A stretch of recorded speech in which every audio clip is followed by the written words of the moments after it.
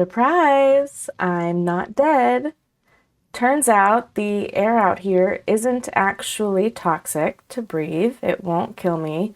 And also, you respawn in Minecraft.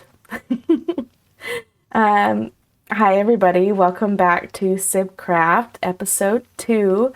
I'm SumwhatBlank, and right now we are on top of the silo. This is the surface, and as you can see, everything is really dead. The silo naturally sits in this bowl. This train was already there, and I just did all the deadification up here. There's still a lot of detailing that I want to do, but I thought that we could start this episode off with a tour of the silo of each of the levels as they are right now. So without further ado, let's start this tour off. Right now, as you can see, we are in front of the entrance to the silo. We have some particles coming out, just showing that the air is toxic and dangerous to breathe. And we go down this long tunnel. We have some lights that are off. It's supposed to be a little bit dingy. And here we have the entrance into the silo. We have this light blinking, which is a little bit ominous. I didn't know that they made that sound. I love that. I wanted to give kind of this ominous feel coming out of the silo, going outside, and it's a little bit scary and creepy. And of course, we can get back in. This is our decontamination room. Here we are. This is the sheriff's department. You saw at the end of last episode, we've got the sheriff's office in there. In here we have some desks for the sheriff's workers. These are temporary.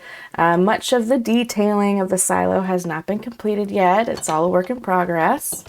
This is our big cafeteria where everybody in the silo comes to eat. Here is our kitchen. I actually love our kitchen. I keep forgetting to wax this guy, so I'm sorry, little buddy. I probably just won't get to it. Here's our freezers. This is where all our food is. And I love this little effect where when you're in the freezers, you start freezing. It's just one of these little touches that make the silo, that just make the Minecraft build more interactive and it feels more real. So coming out of the cafeteria, we get our first look into the silo. That currently doesn't go anywhere. It has the sheriff's department behind it. Here's that big mechanical sun. It's hooked up to a daylight sensor.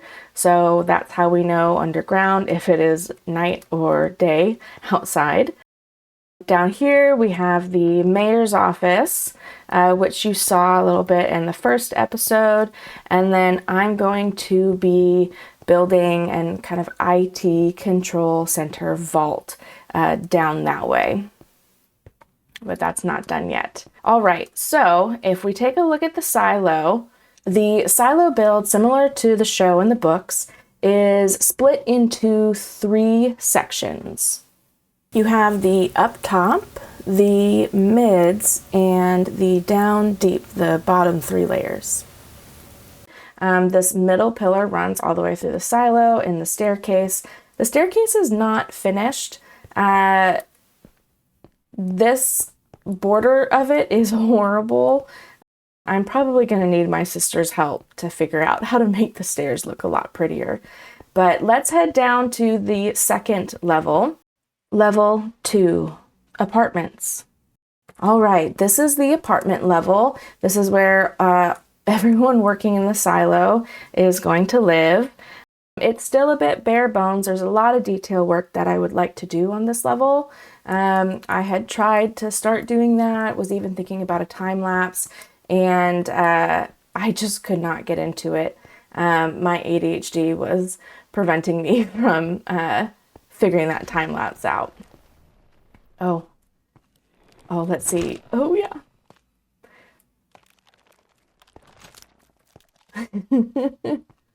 So my brother has hidden, he's hidden a lot of creaking hearts, mostly in the sheriff's level. and so you get creaking, spawning, and it makes it very hard to go in and out of the silo, as you can imagine. These units have more detail work. They look better. My sister was working on these, and then I tried to kind of start replicating her work, and it just wasn't happening. So more to come on the apartment levels, including doing not all of the interiors, but for sure trying to do some of the interiors, perhaps for the apartments that are right around this main walkway. So yeah, this is the apartment level. Let's head back to the stairs to get to the next level.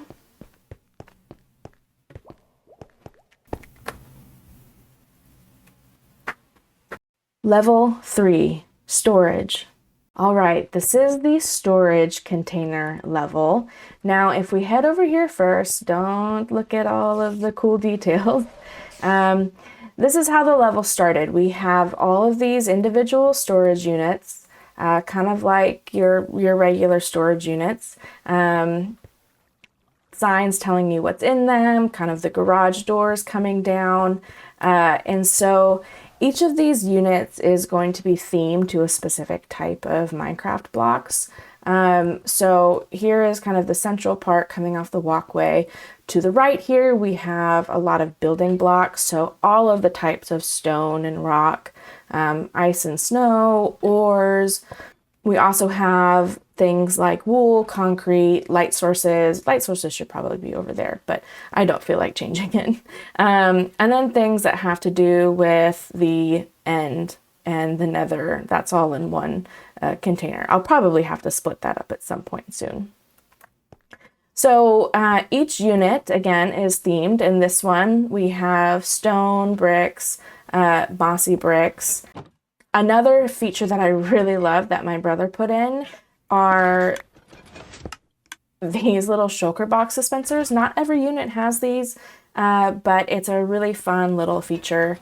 And each of these storage container units, they have 9 double chests. You can see our little workers back there, our copper golems sorting. So we have a modular copper golem sorting for each of these storage containers.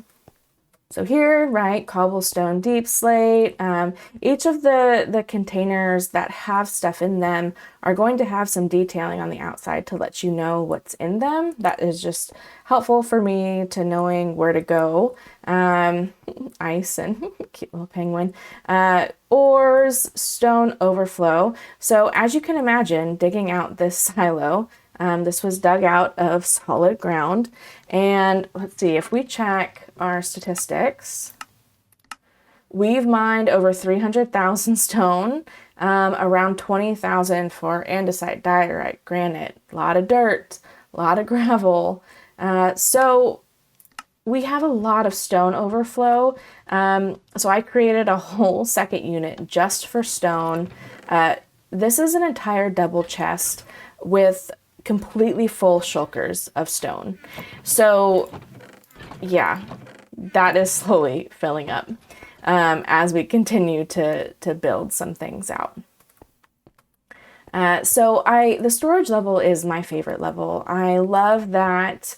I love the way that it looks and how it's come out. It's really spread out, but I really don't mind.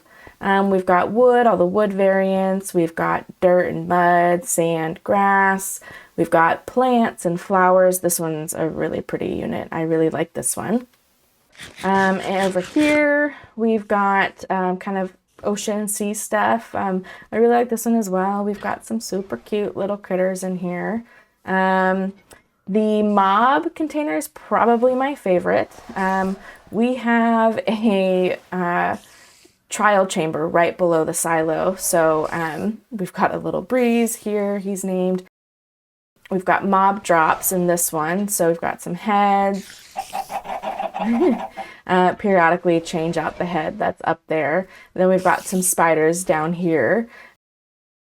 Okay, so here's some mob drops. We've got a blaze farm in the nether. We've got breeze rods. My brother has set up a breeze rod farm over. He has a trial chamber under his base. Now, slime, and you can see that slime head in my inventory. There is so much spawnable area in the silo, and I think there are several slime chunks in the silo. So as I'm in here building or just, doing whatever, we have slime spawning all the time, and I'm just killing those whenever I see them. And so we're not hurting for slime at all. Probably don't need a slime farm for my purposes. And this isn't including, my brother and I each have a stack or two of sticky pistons as well. We have a shulker farm, gunpowder farm elsewhere. So the mob drop unit is one of my favorites. We've got redstone, little interactive, fun redstone bit there. Functional blocks, so all your tools, all your workstations, scaffolding, chests, etc. So as the storage needs change throughout our season, we'll probably end up using most of these storage units. I think we'll also have just bulk storage for the server in here, just because there is so much. All right, let's head down to the next level.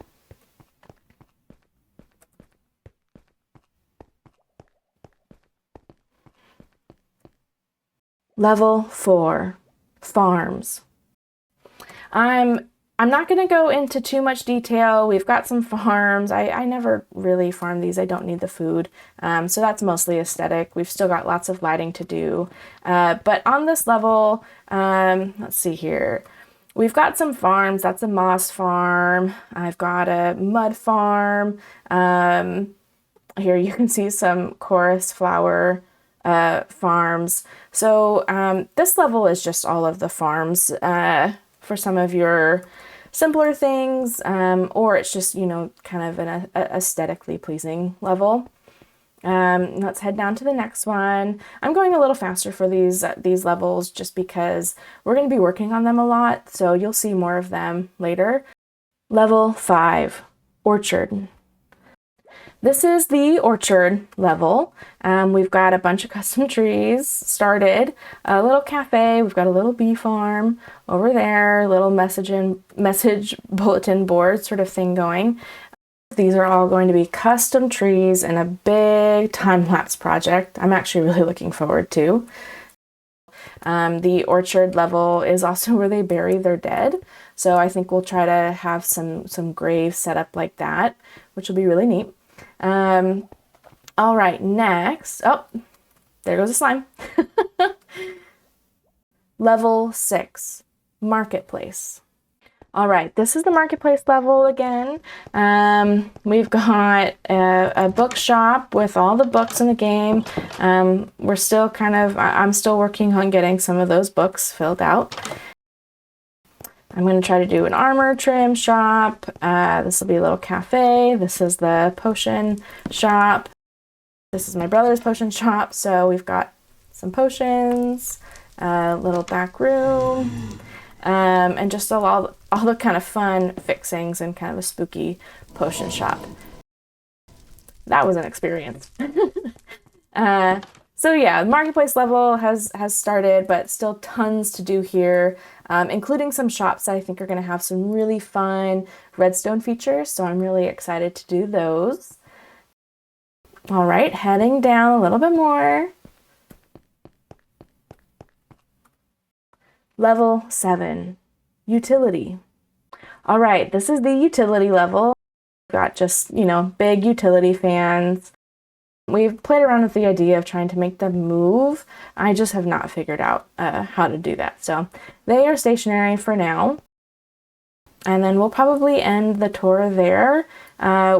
We've got level 8, which is going to be more farms. And then level 9, the final level, which is going to be mechanical.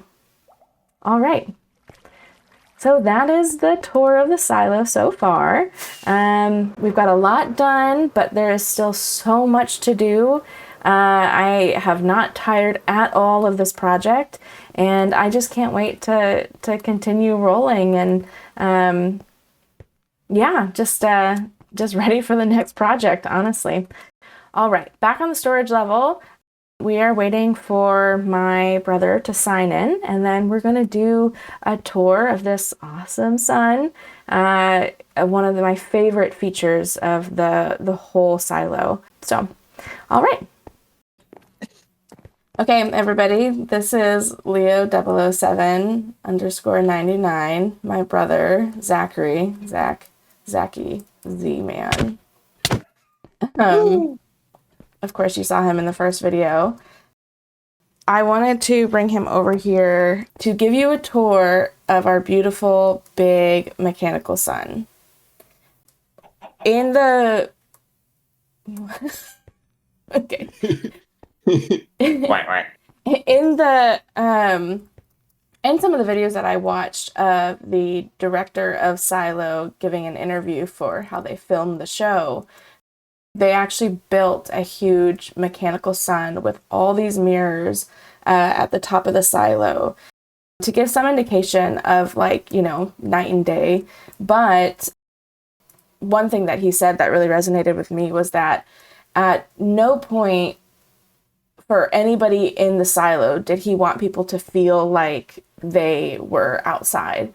And that was an option. And so everything in the silo, from the lighting levels and even the sun, being very mechanical, making sure that people feel like they're underground. And there's this kind of eerie element of being trapped and, you know, gonna make you go a little stir crazy. So I've tried to think about that when I think about the lighting levels, and things aren't super well lit up. Ignore all the torch spam down there. We'll get to that. But so I wanted to bring Zachary over here because once we had, I think, most of the silo built out, or at least hollowed out in this middle tube, we dug down. Huh? Yeah, it was all dug out. Yeah. The center tube. I wanted to build this big mechanical sun, and I did not know if this was going to be possible. I built the whole dome of the redstone lamps, and then came to Zachary and said, hey, do you think you could get this to all light up and then hook it to a daylight sensor so that it turns on and off depending on the time of day? And he said, bet. Probably. But yeah, let's give it a try. He said, let's give it a try. So we wanted to show you all of the kind of insane redstone work in there, just all of the little red noodles, and give you a little tour of the inside of the sun, and then we'll give you a little demonstration when it turns nighttime, and show you it turning on and off. It's a little bit challenging to get into it, and I usually don't make it. Totally don't hold D.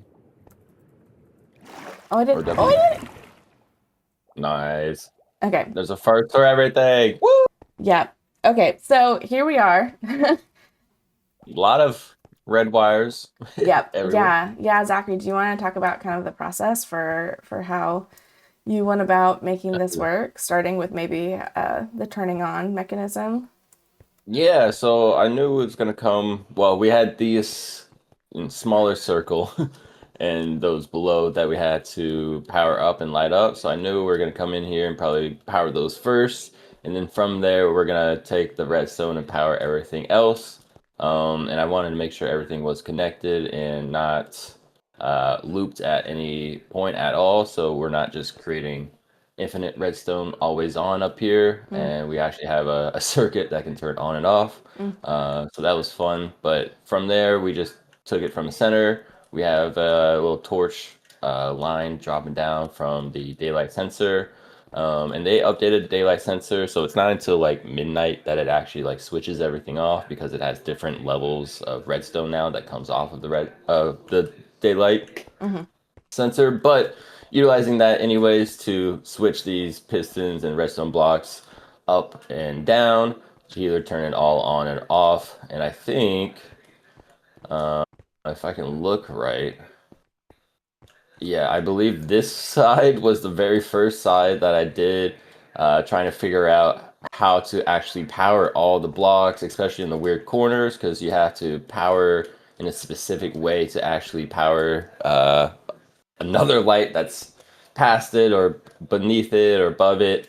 So this was Yeah. kind of the first one So I because figured it's a out. dome, like there are these Yeah, corners where you can't see. There might be a lamp on the outside of these, and so I think that based on the redstone, you can power like a section of lamps in a little area.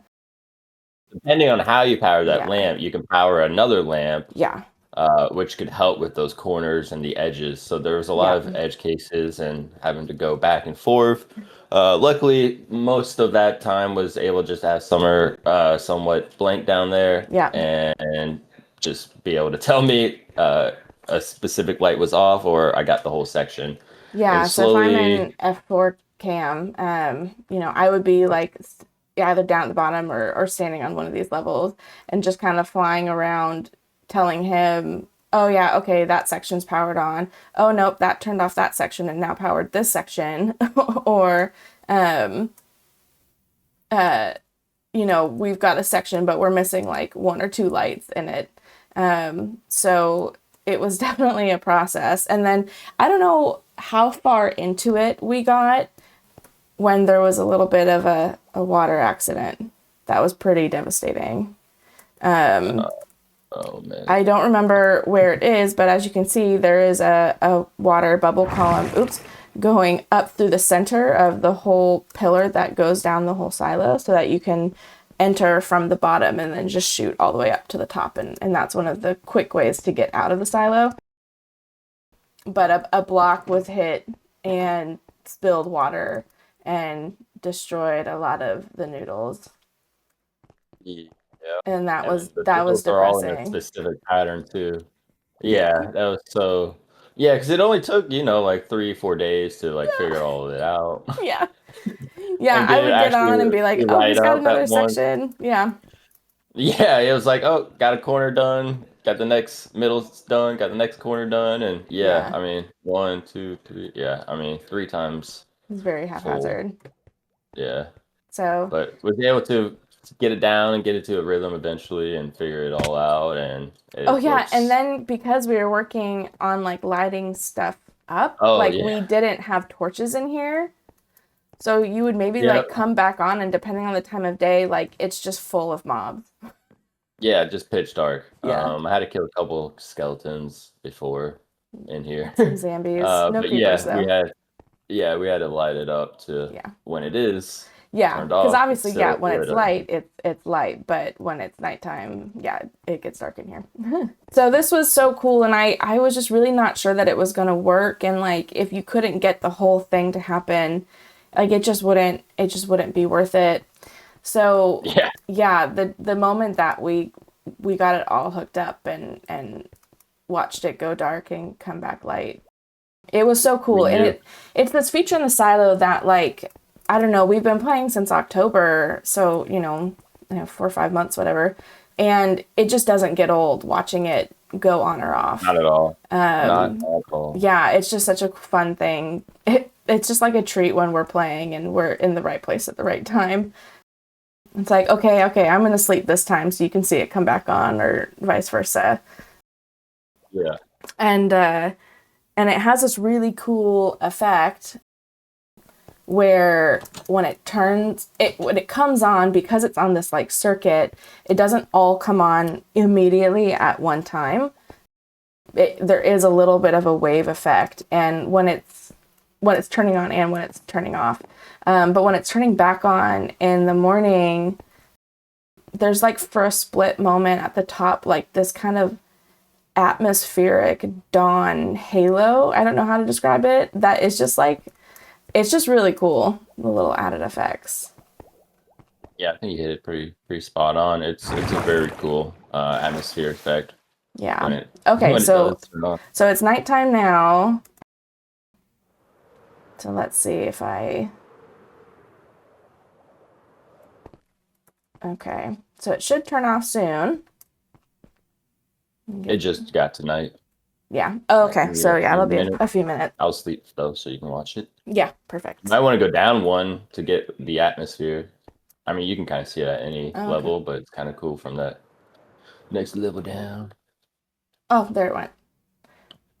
Yeah. All right, there's it going off. Yeah.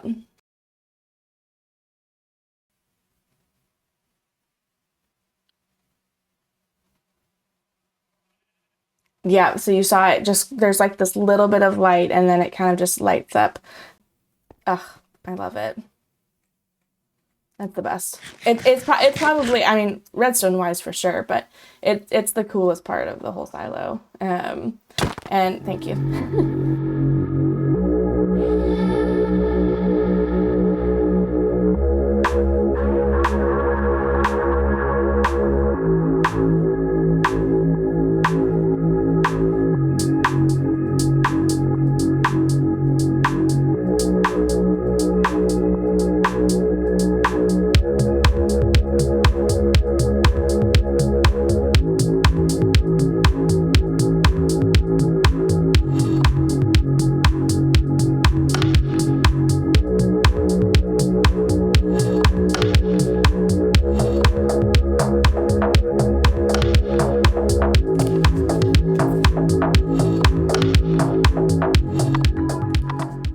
Okay, so just explaining what Zachary's doing here.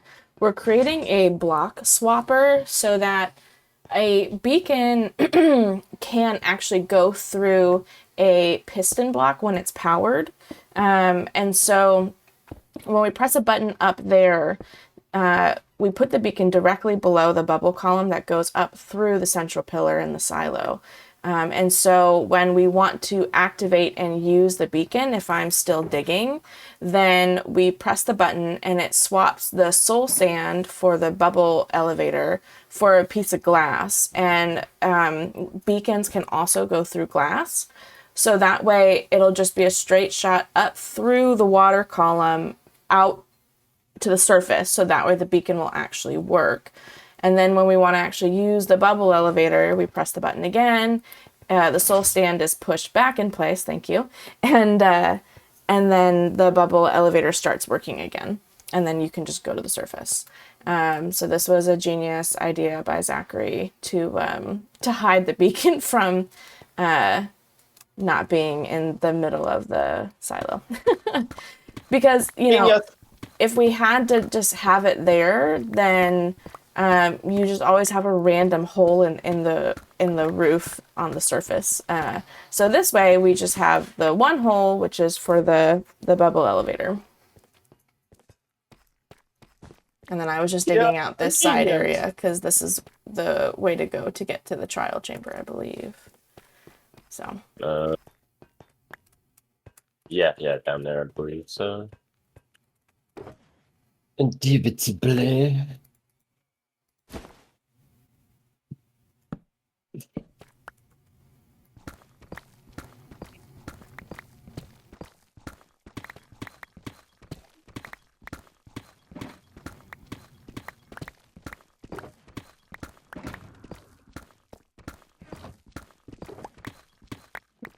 Great path on both sides. Some people like to go right, some people like to go left. Is I left or is I right? What's that from? I was about to say that. What's that from? Who can name that? Yes, Watching the video before Zachary does. Yeah.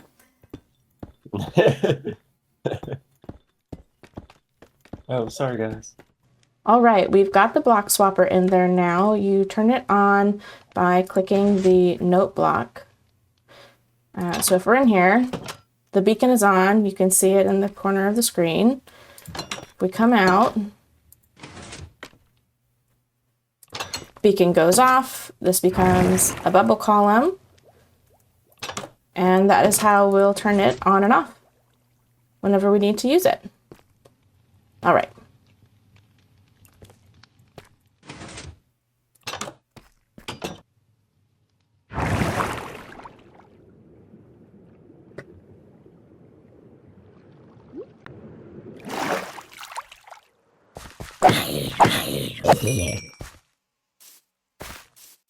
All right, I came out here to say goodbye. It's nighttime. I think mobs have started spawning. I just wanted to thank everybody for watching the episode. I hope you enjoyed it. Please comment, like, subscribe if you want to support the channel. I love reading comments and hearing from people and what they think of the build and the video. Let's get this off real quick and put this back on in case we have some flying projectiles coming. And yeah, I hope you enjoyed the video. Stick around. We've got some behind the scenes and bloopers coming up, and I'll see you next time. Okay, bye. Whoa, my God, you're using gravel as the... Don't do that! It's just a temp block. It's just a temp block. I don't have redstone block on me. Oh, shit. Zachary? No. No! You panicked! I did. What's ew is I had a toenail or nail in my drink. Ew. How? Ew. Yep. What drink? My food I ordered this morning. Ew.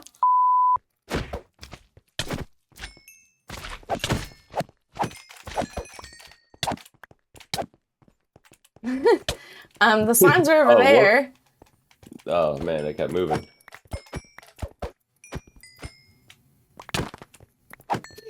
Oh my God. Half hearts?